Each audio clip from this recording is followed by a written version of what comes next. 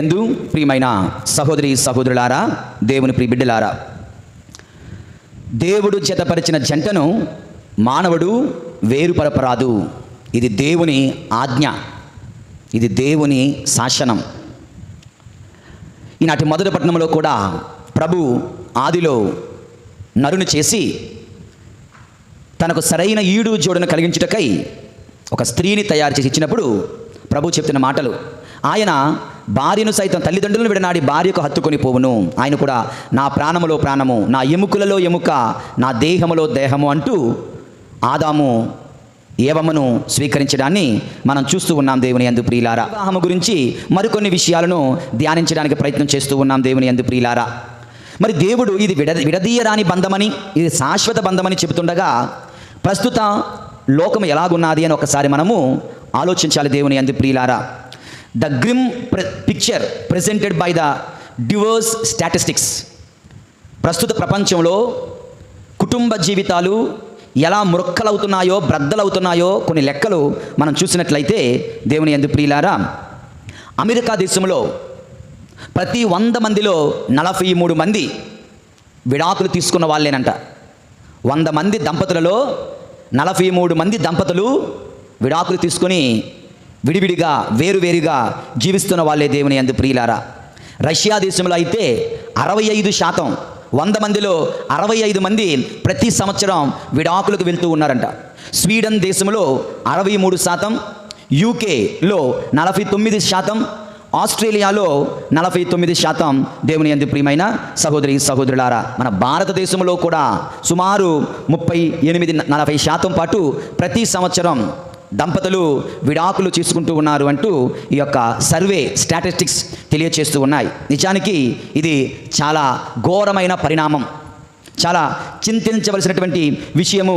దేవుని యందు ప్రియమైన సహోదరి సహోదరులారా, కరోనా ఎక్కడో చైనాలో ఉంది అంటే మనకేముందలే అనుకున్నాం. ఏమైంది? ఓకే, చాలా ఫాస్ట్గా మన ఇంటి పక్కకు, మన ఇంటిలోనికి కూడా వచ్చేసింది. ఈ డివోర్స్, విడాకులు అనే ఈ ప్రమాదం, ఈ పరిణామం ఎక్కడో అమెరికాలో అంట, ఎక్కడో యూకేలో అంట, ఎక్కడో అనుకోవాల్సిన అవసరం లేదు. దేవుని యందు ప్రియమైన సహోదరి సహోదరులారా, ప్రతి భార్య భర్త ప్రేమతో, ఐక్యతతో, దేవుని చిత్త ప్రకారం ఒకరినొకరు అర్థం చేసుకుంటూ జీవించకపోతే అదే పరిస్థితి మన జీవితాలకు, మన కుటుంబాలకు కూడా ఈ ప్రమాదము పొంచి ఉంది. దేవుని యందు ప్రియమైన సహోదరి సహోదరులారా, మరి అయితే ఈ రోజున దంపతులకు కొన్ని సూత్రాలు, పెళ్ళి కానివాడు పెళ్ళి అయిన వాళ్ళకి సలహాలు చెప్తున్నాడు అనమాట. తప్పదు, మరి వినాలి. ఓకేనా? దేవుని యందు ప్రియమైన సహోదరి సహోదరులారా, కుటుంబము నిలబడాలి అంటే పాటించవలసినటువంటి సూత్రాలు.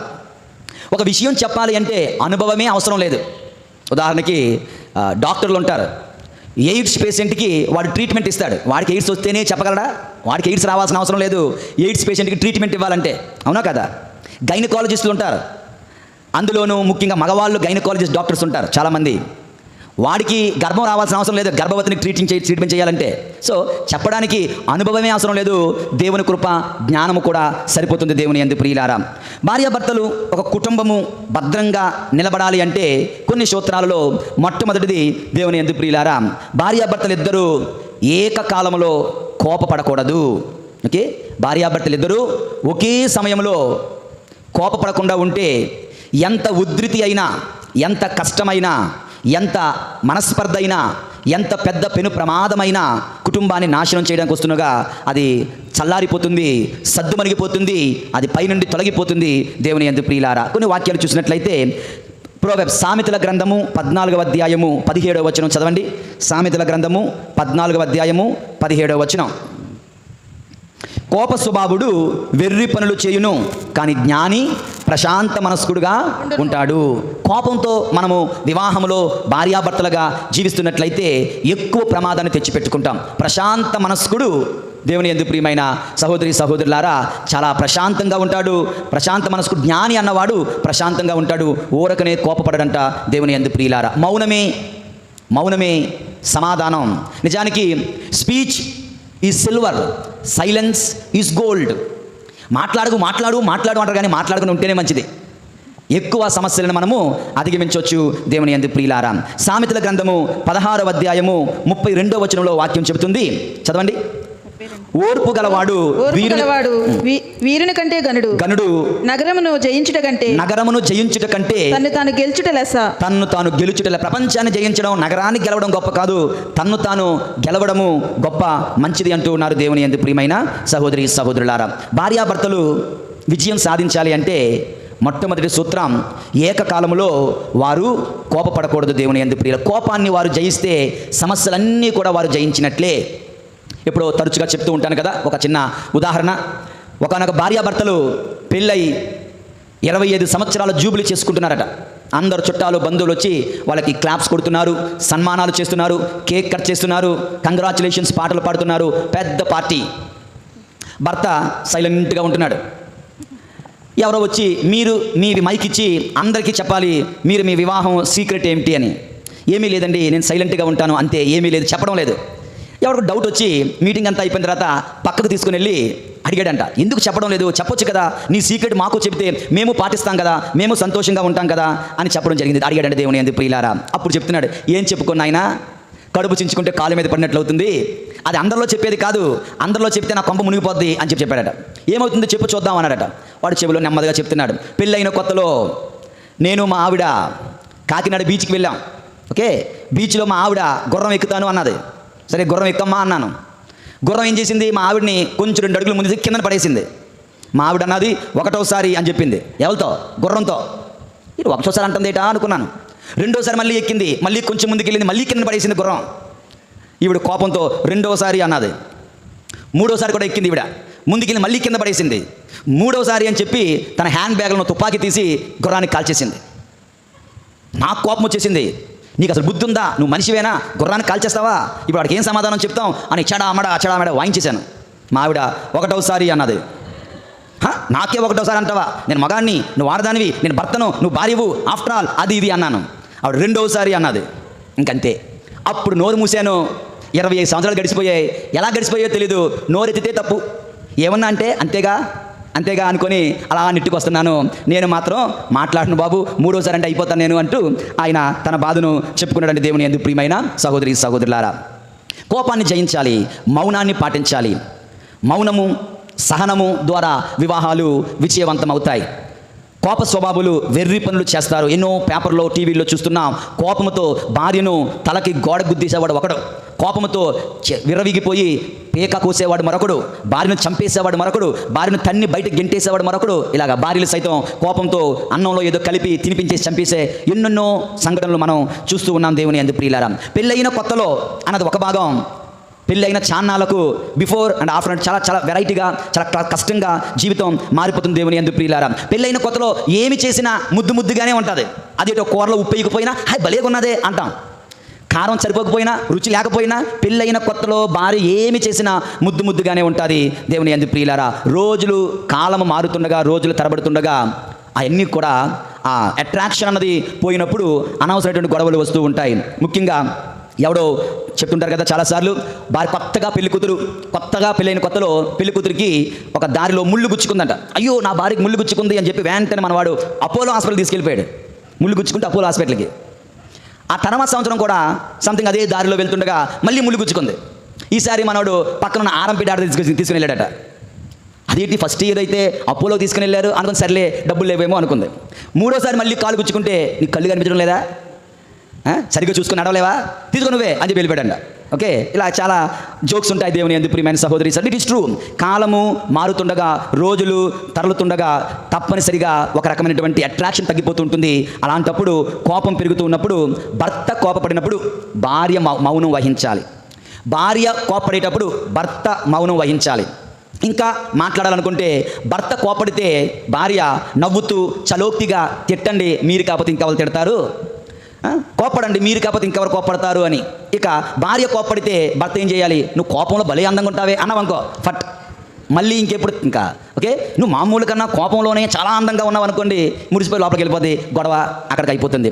దేవుని యందు ప్రియమైన సహోదరి సహోదరులారా, ఈ విధంగా ఏకకాలంలో ఇద్దరు ఒకేసారి కోప్పడితే లేనిపోని విషయం కూడా రాద్ధాంతం అయిపోతుంది. బ్రతుకులు వీధిపాలు అయిపోతాయి, బిడ్డల జీవితాలు నాశనం అయిపోతాయి. అమెరికాలో ఒక సర్వే చేశారంట. అమెరికాలో ఉన్నటువంటి పిల్లలందరినీ కూడా, ముఖ్యంగా ఎవరెవరైతే జైల్లో ఉన్నారో వాళ్ళందరినీ కూడా ఇంటర్వ్యూలు చేసినప్పుడు, వాళ్ళ ఫ్యామిలీ బ్యాక్గ్రౌండ్ వెతికినప్పుడు వాళ్ళకు బయటపడినటువంటి విషయం ఏంటో తెలుసా? ఆశ్చర్యపోయే విషయం. జైల్లో ఉన్న క్రిమినల్స్ అందరూ కూడా మ్యాక్సిమం తల్లిదండ్రులు లేని వాళ్ళు కానీ, ఒక తల్లో తండ్రో ఉన్న వాళ్ళే ఎక్కువ మంది.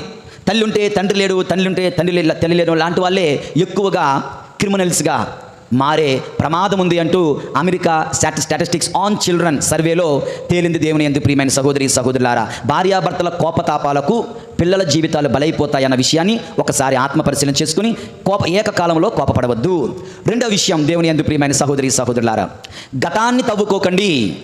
ఒకటి, ఏకకాలంలో కోపపడకూడదు. రెండవది, గతం గడిచినది మరిచిపోవాలి. గతాన్ని ఎప్పటికప్పుడు తవ్వుకోకూడదు. యెషయా గ్రంథము 43వ అధ్యాయము 18వ వచనంలో వాక్యం ఏం చెప్తుందో చూద్దాం. యెషయా గ్రంథము 43వ అధ్యాయము 18వ వచనం ప్రభు తెలియచేస్తున్నారు, మీరు పూర్వపు సంగతులను జ్ఞప్తికి తెచ్చుకునే అవసరం లేదు. మీరు పూర్వపు సంగతి తెచ్చుకోవాల్సిన లేదు, పాత సంఘటనలు తలచుకోనక్కర్లేదు. కుటుంబ జీవితంలో కానీ, స్నేహంలో కానీ, మన యొక్క బంధుత్వాలలో, బాంధవ్యాలలో గుర్తుంచుకోవాలి. దేవుని యందు ప్రియమైన సహోదరి సహోదరులారా, గడిచిపోయిన వాటిని, జరిగిపోయిన వాటిని మరలా తలంచుకోకూడదు. ఓకే, ముఖ్యంగా పెళ్ళైనప్పుడు ఇదిగో నువ్వు నాకు అది, మీరు నాకు అది బండి ఇస్తా అన్నారు, బండి ఇవ్వలేదు, ఇంకా భూమి ఇస్తా అన్నారు, భూమి ఇంకా ఇవ్వలేదు, ఇల్లు ఇస్తా అన్నారు, ఇంకా ఇల్లు ఇవ్వలేదు అని అన్న మాటలు ఇవన్నీ కూడా అంత మంచివి కాదు దేవుని యందు ప్రియులారా. అదేవిధంగా పెళ్ళైన కొత్తలో ఏమవుతుంది, తరచుగా మనసిప్పి మాట్లాడుకుందాం అంటారు. ఓకే, బాగానే ఉంది. మనసిప్పి లేనిపోయినవన్నీ కూడా ఎల్కేజీలో వాడు గోకాడు, 10th క్లాస్లో వీడు గీకాడు, ఇవి కూడా చెప్పకూడనవన్నీ చెప్పేస్తారు. ఏమవుతుంది, ఇది నిజంగా జరిగింది ఒక వ్యక్తి జీవితంలో, ఒక దంపతుల జీవితంలో.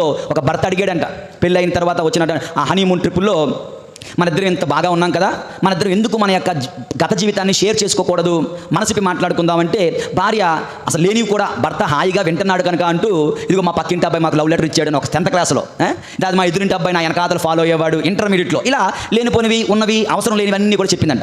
ఇంకంతే. ఆ తర్వాత రోజుల నుంచి మన వాడు దూరం పెడుతున్నాడు, గొడవలు మొదలవుతున్నాయి, ప్రతి చీటికి మనకి చిరాకు పడుతున్నాడు, అనుమానం చెప్పంటున్నాడు. తీరా ఏంటి అంటే, గొడవల సమయంలో నాకు తెలుసులే నువ్వు 10వ తరగతిలో ఏం చేసావో, అదే నీకు తెలుసు, నేను చెప్తే కదా నీ తెలిసిందే. అప్పుడేమో మనసిపి మాట్లాడుకుందామని అన్నీ చెప్పించుకొని, చెప్పిన విషయాన్ని మనసులో పెట్టుకొని గతాన్ని తవ్వుకుంటూ ముందుకు వెళితే దేవుని యందు ప్రియులారా, అది ఆ జీవితం చాలా ఘోరంగా ఉంటుంది. దేవుని యందు ప్రియమైన సహోదరి సహోదరులారా, గతాన్ని తవ్వుకుంటూ ముందుకు వెళ్ళకూడదు. Forgive and forget. మరిచిపోవడం ముఖ్యం, క్షమించడం ముఖ్యం. క్షమించావు అంటే నువ్వు మరిచిపోవాలి. ప్రియమైనటువంటి సహోదరి సహోదరులారా, అది ఇద్దరికీ కూడా శ్రేయస్కరము. ఇద్దరి జీవితాలను, వారి కుటుంబ జీవితాన్ని, వారి బిడ్డల జీవితాన్ని అది కాపాడుతుంది. ఈ గొప్ప ప్రయాస, ఈ గొప్ప పని దేవుని యందు ప్రియమైన సహోదరి సహోదరులారా. ఇది రెండవ విషయం. ఇక మూడవ విషయం, భార్యాభర్తలు మనస్పర్ధలతో పడుకోకండి, మనస్పర్ధలతో రోజును ముగించకండి. ఎఫెసీయులకు రాసినటువంటి లేఖ, పౌలు గారు ఎఫెసీయులకు రాసిన లేఖ 4వ అధ్యాయము 26వ వచనం చదువుదాం. ఎఫెసీయులకు రాసిన లేఖ 4వ అధ్యాయం 26వ వచనం. కనుకనే ఒకవేళ నీకు కోపం వచ్చినచో ఆ కోపము మిమ్మలను పాపములోనికి లాగుకొని పోకుండా చూచుకొనండి. సూర్యుడు అస్తమించే లోపే మీ కోపము కూడా చల్లారిపోవాలి. దేవుని యందు ప్రియులారా, సూర్యుడు అస్తమించే లోపే కోపము కూడా చల్లారిపోవాలి. దేవుని యందు ప్రియమైన సహోదరి సహోదరులారా, మనస్పర్ధలతో జీవితాన్ని ముందుకు సాగనివ్వకూడదు. ఒక కుమారుడు తండ్రిని అడిగాడట, డాడీ నాకు వయసు అయింది, నేను పెళ్లి చేసుకోవాలనుకుంటున్నాను, నాకు పెళ్లి చేయండి అన్నాడు. డాడీ అన్నాడు, మర్యాదగా సారీ చెప్పు అన్నాడట. అరే నేనేం తప్పు చేశాను, నేనెందుకు సారీ చెప్పాలి, పెళ్లి చేసుకుంటాను తప్ప అన్నాడట. డాడీ అన్నారు, మర్యాదగా సారీ చెప్తావా చెప్పవా అన్నాడట. నేను చేసిన తప్పు ఏంటో చెప్పండి, అప్పుడు సారీ చెప్తానంటాడు. నువ్వు నోరు మూసుకొని ఇమీడియట్గా ముందు సారీ చెప్తావా చెప్పవా అన్నాడట. నాన్నగారు ఎంత చెప్పినా వినేలా లేరు. ఎందుకు వచ్చిన గొడవ, ఒక సారీ ఇసిరేద్దాం అని చెప్పి సారీ అన్నాడు. అయితే ట్రైనింగ్ అయిపోయింది నాయన, పెళ్లి చూపులు చూద్దాం, గెట్ రెడీ అన్నాడట. ట్రైనింగ్ అయిపోయిందంట. ఏంటా ట్రైనింగ్? నీ తప్పు లేకపోయినా నువ్వు సారీ చెప్పే మనసు నీకుంటే you are qualified for marriage. నేనేం తప్పు చేశాను అన్నావో దెబ్బైపోతావు, నేనెందుకు సారీ చెప్పాలి అన్నావో దెబ్బైపోతావు, జాగ్రత్త అన్నారట. ఓహో అదా, అంతేనా అనుకున్నాడు. కానీ చాలా కష్టం. దేవుని యందు ప్రియమైన సహోదరి సహోదరులారా, భార్య అంటే తాను తప్పు చేసి నిన్ను క్షమాపణ అడుగుతుంది, నువ్వు క్షమించమని నువ్వే సారీ చెప్పాలంటారు. చేయాలి, తప్పదు మరి. ఓకే, దేవుని యందు ప్రియమైన సహోదరి సహోదరులారా, ఆ విధంగా ఏ రోజు కోపం ఆ రోజే, ఏ రోజు అప్పు ఆ రోజు తీర్చేసుకోవాలి. కొంతమంది చూడండి, ప్రతిరోజు కూడా ముఖ్యంగా బిజినెస్ చేసేవాళ్ళు, వ్యాపారం చేసేవాళ్ళు ప్రతిరోజు కూడా ఒక 100 రూపాయలు దాచుకుంటారు. అవునా, ప్రతిరోజు 100 రూపాయలు దాచుకుంటారు. ఎవరైనా చిన్న వ్యాపారం పెట్టాలనుకున్న వాడు ఏం చేస్తాడంటే ఒకళ్ళ దగ్గర డబ్బులు లోన్ తీసుకుంటాడు. ఓకే, ఒక 10,000 లోన్ తీసుకుని చిన్న పానీపూరి డబ్బా పెట్టుకున్నాడు అనుకోండి, బడ్డీ. వాడు ప్రతిరోజు ఒక 1000 రూపాయలు కట్టాలి, లేదా ఒక 500 కట్టాలి. అది వాడు ఆ రోజు వాడు తీర్చాల్సిన అప్పు. అలా తీర్చేసుకుంటే వాడికి త్వరగా వాడి యొక్క అప్పు తీరిపోతుంది. వాడు హ్యాపీగా వాడి వ్యాపారాన్ని చేసుకోవచ్చు. అలాగే ఏ రోజు అప్పు, ఏ రోజు డ్యూటీ, ఏ రోజు కోపం ఆ రోజే చెల్లించేయాలి. ఏ రోజు కోపం ఆ రోజే సద్దు మణిగిపోవాలి. కోపాన్ని భద్రపరుచుకుంటే, కోపాన్ని దాచుకుంటే అది ఒక పెద్ద అగ్ని పర్వతంలాగా ఒక రోజున బ్రద్దలయ్యే ప్రమాదం ఉంటుంది. దేవుని యందు ప్రియమైన సహోదరి సహోదరులారా, ఇలాగే ఒక రోజున ఫాదర్ గారు పెళ్లి కోసం ప్రసంగం చెప్పారట. పెళ్ళి అయిపోయిన తర్వాత అందరూ వెళ్ళిపోయారు. ఆ తర్వాత వారం ఒకరు వచ్చి, ఫాదర్ గారు అండి thank you thank you thank you అంటున్నాడు. దేనికయ్యా థ్యాంక్ యూ చెప్తున్నావు అంటే, పోయిన వారం మీరు మంచి ప్రసంగం చెప్పారండి. పోయిన వారం ప్రసంగం చెప్తే ఇప్పుడు చెప్తున్నావేంటి, ఏమైంది అంటే, ఎందుకంటే మా ఆవిడ నాకు నిన్నటి రోజున కాఫీ ఇచ్చిందండి. ఫాదర్ గారు కోపం వచ్చింది. మీ ఆవిడ కాఫీ ఇస్తే అది పెద్ద గొప్ప, కాఫీ ఇవ్వదా ఆవిడన్న తర్వాత కాఫీ ఇస్తే దాన్ని పెద్ద గొప్పగా చెప్తున్నావంటే, వాడు అన్నాడంట, మా ఆవిడ నేను మాట్లాడుకొని 20 సంవత్సరాలు అవుతుందండి. ఒకే ఇంట్లో ఉంటాం, ఒకే కుటుంబంలో ఉంటాం. ఆవిడ గది ఆవిడది, నా గది నాది. ఆవిడ ఉద్యోగం ఆవిడది, నా ఉద్యోగం నాది. మేమిద్దరినీ కూడా రెంట్ హౌస్లో ఉన్నట్టే ఉన్నాం గడిచిన 20 సంవత్సరాలుగా. 20 సంవత్సరాలుగా నా భార్య ఎప్పుడూ నాతో ఒక్క మాట కూడా పలకలేదు. తన వంట తనది, నా వంట నాదే. ఇలా మేము బ్రతికాం. మరి ఏమైందో, పోయిన వారం పూజకు వచ్చారు, దేవుని వాక్యం విన్నారు, నాకు కాఫీ ఇచ్చారు, నేను ప్రపంచాన్ని జయించినంత ఆనందంగా నాకుంది, నా భార్యలో మారు మనసు మొదలైంది అని. అంటే ఆవిడ 20 సంవత్సరాలుగా కోపాన్ని గుండెల్లో పెట్టుకొని జీవిస్తూ ఉందంట. దేవుని యందు ప్రియమైన సహోదరి సహోదరులారా, అటువంటి కీడు, అటువంటి కోపతాపాలు మన కుటుంబాలలో, మన జీవితాలలో ఉండకూడదు. ఏ రోజు కోపం ఆ రోజే సారీతో నీ యొక్క కోపాన్ని చెల్లించేసుకోవాలి, కోపాన్ని మాన్పేసుకోవాలి. Never go to bed sad. ఏ రోజు కూడా మనస్పర్ధలతో, కోపతాపాలతో ఆ రోజు ముగియనివ్వకూడదు. దేవుని యందు ప్రియమైనటువంటి సహోదరి సహోదరులారా, మరి ఎవరు ముందు సారీ చెప్పాలి? భర్త చెప్పాలా, భార్య చెప్పాలా? ఆవిడ చెప్పాలా, నువ్వు చెప్పాలని ఆవిడ అయితే అది ఎంతకీ కూడా ముందుకు సాగదు. ఎవరిలో దైవత్వం ఎక్కువ ఉందో వాడే ముందు వచ్చి సమాధాన పడడానికి సిద్ధపడాలి. నీలో దైవత్వం, నీలో మానవత్వం, నీలో మంచితనం, నీలో కుటుంబం పట్ల బాధ్యత నీకుంటే ముందు భర్త వచ్చి సారీ చెప్పాలి. దాని ఏముంది? నాకు నా యొక్క అది అంటారు కదా, if you win the argument you will lose the friend, if you lose the argument you will gain the friend. ఆర్గ్యుమెంట్లో గెలవాలనుకున్నవాడు ఫ్రెండ్ని కోల్పోతాడు.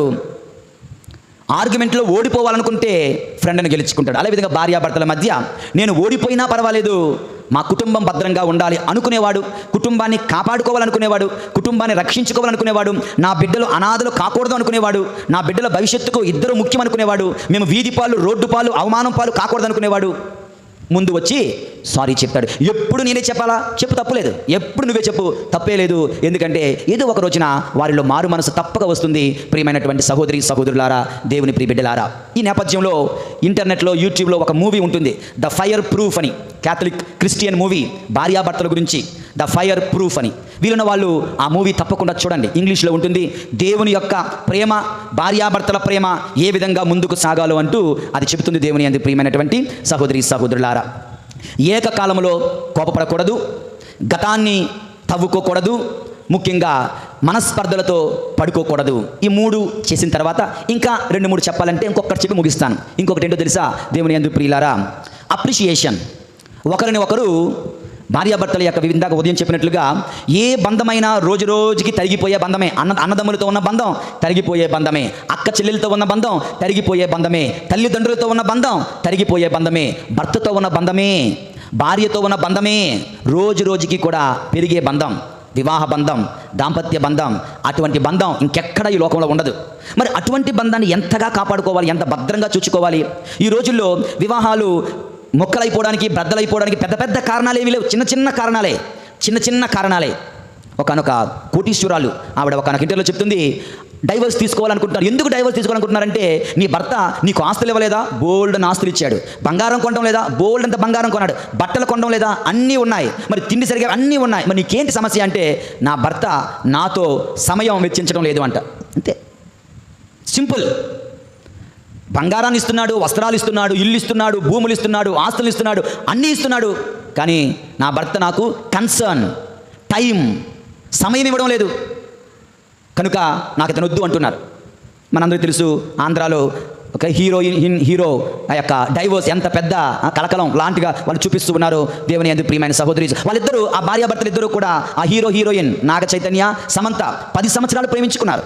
10 సంవత్సరాలు ప్రేమించుకున్నారు. 1-2 సంవత్సరాలు కాదు, 4 సంవత్సరాల క్రితం పెళ్లి చేసుకున్నారు. 2017లో అనుకుంటా, అక్టోబర్ 7ని. 4 సంవత్సరాలు కలిసి జీవించగలిగారు. వెంటనే వాళ్ళ ప్రేమ పెళ్లి సైతం బ్రద్దలైపోతుంది, మురక్కలైపోతుంది. దేవుని యందు ప్రియమైన సహోదరి, ఎందుకు? Simple reasons. ఒక్కొక్కసారి మన యొక్క కుటుంబాలలో దంపతుల మధ్య కూడా గుర్తుంచుకోవాలి. గివ్ టైం, సమయాన్ని ఇవ్వండి. ముఖ్యంగా గివ్ అప్రిషియేషన్. ఒక టీ చేసిందనుకో, టీ బాగుంది అని ఒక మాట చెప్పండి, తప్పేముంది? చెబితే ఎందుకులే చెప్పాలి, చెప్పాల్సిన అవసరం ఉందా, దానికి ఎందుకు చెప్పాలి అనుకున్నాం. ఆవిడ రోజు ఇంత కష్టపడి చేశానే, వాడు నోటంటే ఒక్క థ్యాంక్ యూ కానీ ఒకటి రాదు. ఇలాగా ఇటువంటి మాటలు వాళ్ళకు వస్తాయి. దేవుని యందు ప్రియమైన సహోదరులారా, అప్రిషియేషన్ ఈజ్ ఇంపార్టెంట్. ఇల్లు శుభ్రంగా పెట్టారు మీరు డ్యూటీ నుంచి వచ్చాక, ఇట్స్ ఆల్ గుడ్, చాలా ఇల్లును బాగా అలంకరించావు, వెరీ గుడ్. నీ టేస్ట్ చాలా బాగుంది, ఒక మాట. టీ బాగా చేసావు, ఒక మాట. ఈరోజు కూర చాలా బాగుంది, ఒక మాట. లేదా నీ డ్రెస్ లేదా నీ చీర చాలా బాగుంది, ఒక చిన్న మాట. ఈరోజు నువ్వు చాలా ఆనందంగా కనిపిస్తున్నావు, ఒక మాట చెప్తే సరిపోతుంది. దేవుని యందు ప్రియమైనటువంటి సహోదరులారా, ఎవడో ఒకనొక భార్యాభర్తల కుటుంబంలో చాలా కష్టాలు, గొడవలు అవుతూ ఉన్నాయంట. అతను డ్యూటీకి వెళ్ళి వాళ్ళ ఫ్రెండ్తో కూర్చొని ఎడుతూ ఉన్నాడు. ఏరా ఎడుతున్నావు అంటే, నా భార్యకు నాకు సెట్ అవ్వడం లేదు, విడిపోయేలాగా ఉన్నావు నాయన అన్నాడట. అయ్యో అలాగనకలే, ఏదైనా కిటుకు ఉంటే చెప్పయ్యా, నేను నా భార్యను ఎలా ప్రేమించాలి అంటే, వెరీ సింపుల్ రా నాయన, భార్యల్ని పొగడాలి. పొగిడితే వారు బొట్టలో పడిపోతారు. పొగిడితే చాలు, నీ భార్యను బాగా పొగుడు అన్నారు. అయితే చూడు, ఈరోజు ఇంటికి వెళ్ళి నా భార్యను తెగ పొగిడేస్తాను అనుకుని మనవాడు చకటకా ఇంటికి వచ్చాడు. ఎక్కడ పొగడాలి, ఎలా పొగడాలి, ఒక సందర్భం కోసం, ఒక సమయం కోసం ఎదురు చూస్తూ ఉన్నాడు. ఇంతలో మనవాడు భోజనానికి వచ్చి కూర్చున్నాడు. వాళ్ళ ఆవిడ వచ్చి భోజనం పెడుతుంది. మనవాడు భోజనం చేస్తున్నాడు. వంకాయ కూర, గుత్తి వంకాయ కూర అని అంత బాగలేదు. కానీ ఫ్రెండ్ ఏం చెప్పాడు, పొగడమని చెప్పాడు కదా. సో పొగడాలి. ఎలా పొగడాలి? గుత్తంకాయ వారికి నచ్చదు, అది అంతగా బాగలేదు. అయినప్పుడు కూడా ఫ్రెండ్ కోసం, భార్య ప్రేమ పొందడం కోసం, ఈ గుత్తంకాయ కూర ఎవరుండేరా కానీ భలేగా ఉంది, సూపర్ అన్నాడట. వెంటనే అక్కడే ఒక తెప్పాలా ఉంది, ఒక గిన్నె ఉంది, ఈ దబేరు నెత్తి మీద వేసిందంట. అయ్యో పొగిడితే కొడతావేటి అంటే, ఇన్ని సంవత్సరాలు నీకు అన్నం వండి పెట్టాను, ఎప్పుడైనా ఒక మాట చెప్పావా? ఈ రోజు నాకు ఆరోగ్యం బాగోక ఎదురింటి ఆవిడని కొంచెం కూర ఉంటే ఇవ్వండి, మా ఆయన తింటాడు అని అడిగాను. ఆ కూర నీకు నచ్చింది, నేను పెట్టింది నీకు నచ్చలేదండి, ఇది ఎక్కడ కలవరా బాబు? అది తెలియదు పాపం. సో పొగుడుతున్నప్పుడు కూడా ఆలోచించి అది ఎవరు చేశారు కనుక్కొని పొగడాలి. దేవుని యందు ప్రియమైన సహోదరులారా, వివాహము అది దేవుడు ఏర్పరిచిన బంధం, అది శాశ్వత బంధం, సంతానంతో ముడిపడిన బంధం. ఈ వివాహ బంధంలో ముందుకు సాగాలి అంటే భార్యాభర్తలు కోపాన్ని జయించాలి, ఏకకాలంలో కోపపడకూడదు. గతాన్ని దేవుని యందు ప్రియులారా తవ్వుకోకూడదు, మనస్పర్ధలతో పడుకోకూడదు. చిన్న విషయాలు కూడా శ్రద్ధ వహించాలి. పొగడము, లేదంటే అభినందించుకోవడము, థ్యాంక్ యూ చెప్పడము, ఇవన్నీ కూడా ది ఎక్స్ప్రెషన్స్ ఆఫ్ లవ్. ఆ చిన్న విషయంలో శ్రద్ధ వహించడానికి గొప్ప విషయాలు అప్పజెప్పబడతానని ప్రభు చెప్పినట్లుగా ప్రతి చిన్న విషయాన్ని కూడా సీరియస్గా తీసుకుంటూ అభినందించాల్సిన అభినందించాలి, క్షమాపణ అడగాల్సిన క్షమాపణ అడగాలి, థ్యాంక్ యూ చెప్పినప్పుడు ఆ వివాహము, మీ దాంపత్యము, మీ కుటుంబము పండంటి కాపురముగా విజయం సాధిస్తుంది. వివాహము విజయీభవ. ప్రభు మిమ్మందరినీ దీవింతురుగాక. పితా పుత్ర పరిశుద్ధాత్మ నామమున ఆమేన్.